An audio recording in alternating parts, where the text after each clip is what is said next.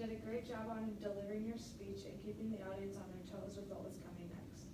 You did a lot of great things throughout your speech, such as your organization, visual aid usage, and fluency and confidence.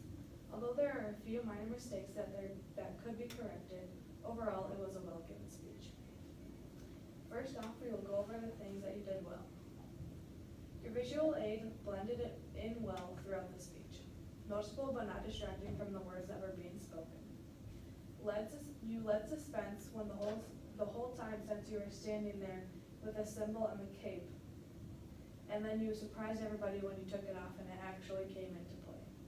When you took off the cape and the symbol, it was really impactful and left a message in the minds of the listeners. Another thing that you did well, that was well done, was the organization of the speech. Starting out with humor was a really good idea and a good way to grab the listener's attention right away. Then you did a great job into moving of why this topic affects you and that Superman was your idol. Next, you had the important pieces of the speech, which was the most serious and impactful. Ending on a lighter note, but still touching on the meaning of what a real hero is, and your main points was a good job. Once your speech was done, you gathered yourself and continued to give a humorous vibe because you're still being noticed and still making an impression on the audience. With all those things that you did a good job at, there are a few things that could be corrected.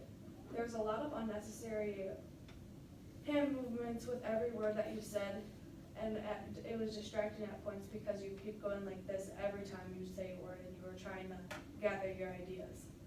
Stumbling on note cards, when you stumble on note cards, you should make sure that the order in your head is the same as it is on your note card, and that they're synchronized, or else it causes stutters and second guessing.